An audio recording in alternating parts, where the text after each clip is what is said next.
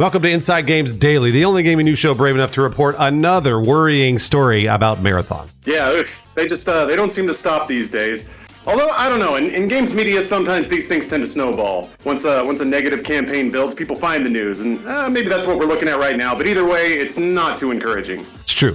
Speaking on a Patreon-exclusive episode of the Sacred Symbols podcast, Colin Moriarty claims that Sony has canceled all of its paid marketing for Marathon's previously announced September 23rd release date. Yeah, shoutouts to the Game Post here, both for spotting the news in the first place and also for transcribing Moriarty's quote on the subject. Yeah, he said, I was told by someone familiar with marketing plans in a key overseas market that there are now no plans to do paid marketing for Marathon at all. I don't know if those plans were affected by what has recently happened or if that was always the plan or whatever, but it is considered a fairly unusual move for a game of this high profile. Yeah, it is pretty unusual, especially if you've already got plans in place. Marketing is one of the many reasons that publishers and developers can't simply move a release date. Typically, you sign contracts for this, you put money down, you buy your ad space. And yeah, just one of many reasons that release dates are not easy to move. So if they are canceling those plans, then odds are something is moving around. Because that's only a few months away. The initial reveal didn't exactly knock the internet out of its collective gamer chairs, causing folks to speculate about a possible delay to rework the game. Yeah, however, and this is really interesting because I feel like you get a mixture of results here. As recently as last week, Paul Tassi reported that, quote, there are not even hints or jokes about a delay from the September release date internally. And certainly, I've known developers will have a sense about these things, they're like, there's no way we're hitting this date. And often they will joke and circulate talk about delaying a game before it actually officially is delayed. And if that's not happening internally at all, then that means that either the developers don't think that the game needs to be delayed, or there's just no atmosphere of delaying the game, which means that it has to launch in September for some reason. But yeah, apparently now we're getting mixed reports about that. I've also read a lot of rumors that were saying that the game is fully canceled entirely. So who knows? Yeah, I know. I keep reading those articles too. It's like, well, Marathon's dead. It's dead for good. And I'm like, what? Is it? So all of this kind of leaves us with a few potential outcomes. First, it's possible reporting on either side is inaccurate, like we were talking about. It's all rumors. Yeah, exactly. We don't mean to say that either Paul Tassi or Colin Moriarty did a bad job reporting. It's just that, you have a few anonymous sources and you're kind of leaning on those few people to construct an entire story of what's happening in a team of hundreds. Also, this reporting, it's not hearsay, but it's kind of close. Somebody saying what they heard somebody else said and then reporting that anonymously. It's not the strongest reporting base. But it also kind of, a lot of what we're hearing is kind of congealing into a collective truth, which is how you know that some of these stories are probably real. And second, as Tassi suggested this as well, that delay conversations are happening or have already happened at this point with leadership staff, and that has not filtered down yet to the employees that Tassi talked to. So there is a possibility that there is a delay and management knows about it. And then there's been little whispers and rumors at Bungie about it. And that's what the employees heard. Yeah, the kind of thing where you don't want the rank and file to know because you don't want it to leak, or you don't want it to affect morale. A delay, which is what I think a lot of people are probably thinking at this point, would theoretically give Bungie more time to distance themselves from some negative narratives recently. There was the art theft debacle, some very bad comments about Bungie leadership. It's not a great atmosphere to kick off a marketing campaign for a new game that even itself didn't really light the world on fire. It also kind of sets up another debut for the game after it adds more content. So maybe there's a campaign that they're gonna, debut after the multiplayer in September. I don't know, who knows? Yeah, just kind of ooh, it's 1.0 now. Oh, sure, you saw that other thing. That was just the early vision. Now we've added a campaign and PvE elements and stuff, and this is the real Marathon. Who knows? The third potential option is the most spicy, I think, and that's the idea that Sony has just they've put a tourniquet around the arm. They're just going to let it wither and chop it off, and they're just sending this out to die, basically. That would be crazy if they bought Bungie for billions of dollars. So that would be wild. But they have been known to do that, like Concord, right? So they did that with Concord. It would be wild if they bought an entire company and then canceled their major game. Yeah, but is it even a major game at this point? I think that's kind of what a lot of people are thinking.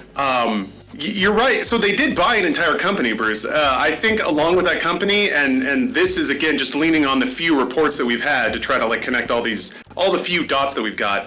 This is pure headcanon at this point, pure speculation, but it is possible that Sony recognizes the value of Bungie's developers, but there's a handful of entrenched executives that make a lot of frustrating decisions that have protected their ability to be executives. So you hang a Marathon around their neck, you send it out to die, you say, okay, you guys fucked up, you're out now. Now we take over your studio, we get all the developer groups that still work really well together and make good products, and we get rid of the entrenched executives that have been leading this company in the wrong way. Boy, that's a really, really good theory. I mean, again, Sony owns Bungie. They could just fire them. They don't even really need a failure. They could just be like, you're gone. But absolutely, that is one way to do it, where they're not open to like lawsuits from the Bungie executives or whatever. But totally valid. Or maybe, which this kind of feels more like the truth here, they're rebranding the launch date as early access. This is where I'm starting to feel this makes more sense. They make it like free to play to start, or they like charge people $40 for their early access, and they get, that's sort of maybe what we're getting into. Yeah, make it feel less like a monolithic purchase and more like you're ground flooring on something that's just beginning, which kind of reminds me how they launched Destiny and talked about that. It's like, we're giving you this now, but we're going to keep going. Yeah, and that way, I don't know, that way you really don't have to market it that heavily. And if Sony's getting, or PlayStation rather, is getting a little skittish about how this game might land, they can hedge their bets pretty hard here. They don't have to put a lot of money behind the spend, especially if the development budget's already pretty big. I would like to think it's not for Marathon, but it's Bungie, so who knows. And I know Sony's gotten really skittish about game budgets. So this might just be them cutting corners. They see that there's not a lot of fire behind this. Why put a lot of marketing spend behind something that the market itself has already said that they're not too hot on? So yeah, you put it out there, you see what the actual response is, if it goes free to play or there's some early access. And then if you get a groundswell of players, all right, now we can throw some gas on this and lead up to what we're calling 1.0. Yeah, this all sort of agrees with Tassie's report, which claimed that Bungie had to completely rework their marketing plans. Tassie reports that a heavily marketed public beta in August may instead become a series of public play tests. Yeah. So once a month, you have like a free play weekend where you invite people to come in and check out what happened. You hit them with a cute little like animated video to get them in the world of Marathon. They play some matches, and then there's a wipe. And then hopefully you get some big streamers on board and drive a little hype for it. So that does feel like the hedged bet play right now. Instead of trying to pitch it as like a 1.0, you pitch it as an early access thing. So here's what I think is going to happen. I think their alpha is playable. I played it. It's a video game. They have a video game. It honestly would be sort of really terrible if they just sent this thing out to die and killed it entirely. So this to me feels like they're going to make people pay for early access and be like, this is an early access alpha. It's like, like Steam, really. And then unless Sony and PlayStation really need this revenue from Marathon right now, then they have 6 months to sort of build this thing up. Now I know this is a weird comparison, but this is what Tarkov did. Tarkov did this for years, and they made people pay a lot of money to get into those early access alphas. And Tarkov was a disaster. I mean, like I played it in early alpha, and it wasn't good, but you could see the concept of what it was. You could see I was like, this is something unique and different. Marathon's not unique and different. That's the problem. The game itself is, again, I'll say this till the day I die, I enjoyed what I played in the alpha. And I think games media in general is being too harsh on it.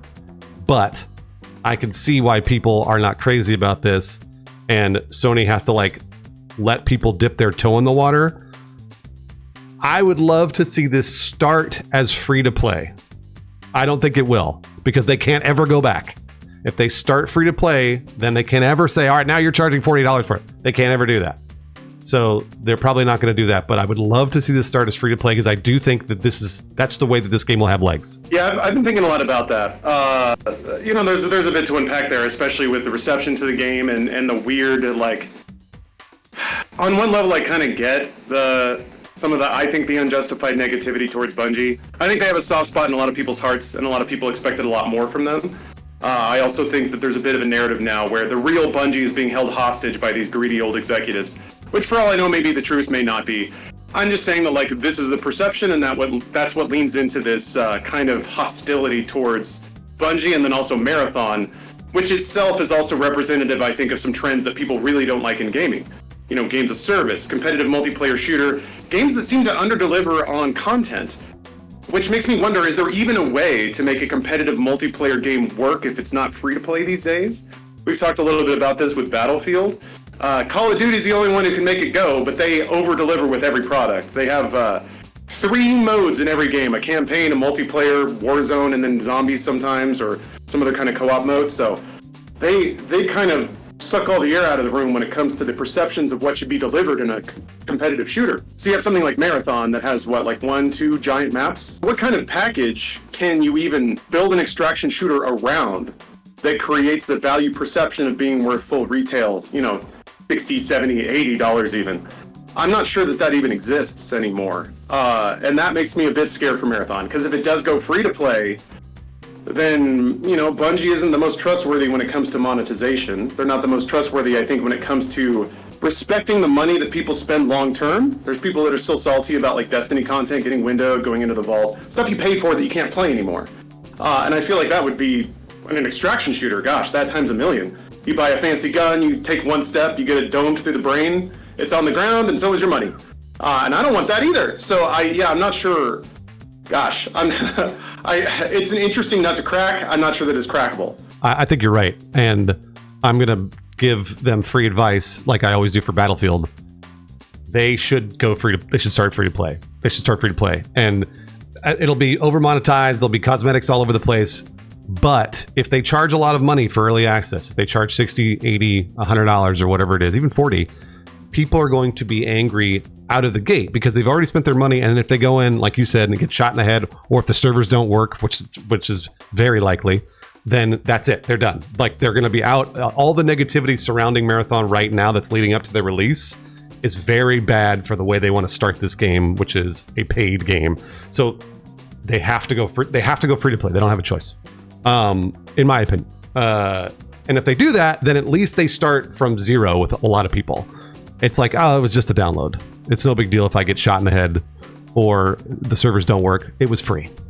But if they take everybody's hard-earned money, especially right now in today's economy, and then the thing doesn't work or it's no fun, that's it. It's done. The other worry I have about free-to-play is cheaters. If you can just make free accounts left, right, and center, for an extraction shooter, a game where the stakes are very high, I don't want even the whiff that somebody might be cheating. And free-to-play games can be a little more susceptible to that just because of how easy it is to create alt accounts and try to fool bans and everything like that. That's a valid concern. And honestly, cheaters are pervasive in all of these free-to-play games. They're pervasive in Tarkov, and you have to pay to get into Tarkov. So that's almost something you can't avoid. There are obviously things that you can do to lessen it, but not fully. So this is a tough one because Marathon is starting from such a negative perception, I guess, point of view right now that they've got. Nobody likes this game. I'm the only person I think I've ever heard say, yeah, I enjoyed it. So give me a campaign.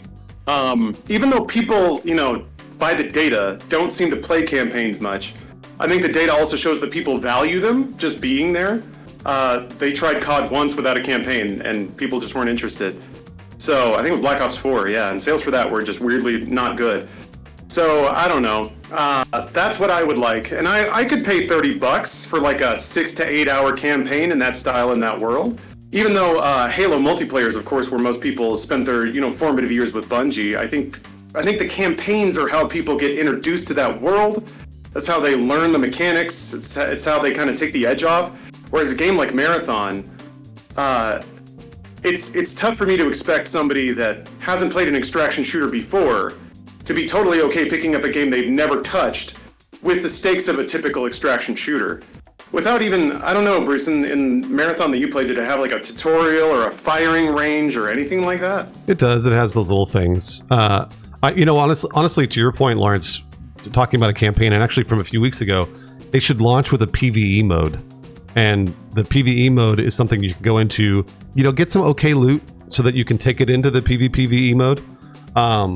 And a lot of people actually complained about that in general. They just wanted a straight PvE mode that they could do that in and go have fun. So I think that's a valid thing that you said, and a lot of other people have said too. So maybe they launch with that as well. Yeah, that would take the edge off. Just speaking personally, if I knew there was a mode I could go into where, like, let's say a PvE mode just has like tier 1 drops or whatever. And if you want anything better, you got to play PvP. But like that at least gets you used to the controls, gets you used to the guns, gets you used to how you move and what your abilities are. So when you see other players using them, you kind of get it. But yeah, it's you're flinging yourself into a grinder in a game like that. You're kind of resigning yourself to just dying nonstop for the first 5 to 6 hours. And yeah, the idea you have to pay for that experience? No, thank you. But maybe that, that's old man me talking. I got no time for that. I'd rather just play single player games. No, yeah, but I really do think you have a point. I do about that PvE mode. So maybe they'll do that.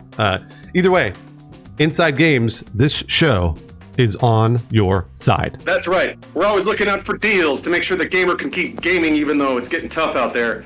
On that note, Metro 2033 Redux is now free on Xbox.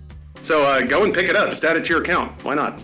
I remember they said they were going to make that free a few months ago, and then there was just radio silence. So there it is. It finally happened. Good game, too. Oh, it's really good. We also like to shout out some Inside Games patrons that are still so dedicated to Marathon that they decided to run a marathon every day until the game comes out. That'll only last about 3 days, and then they'll probably be dead. So let's not do that. Red N 003, Pitstrip, Keto White, and Lenny Neves. Make sure to hydrate and stretch before you run 26 miles a day for the next 4 months. Right. You don't want to cramp up when you're extracting.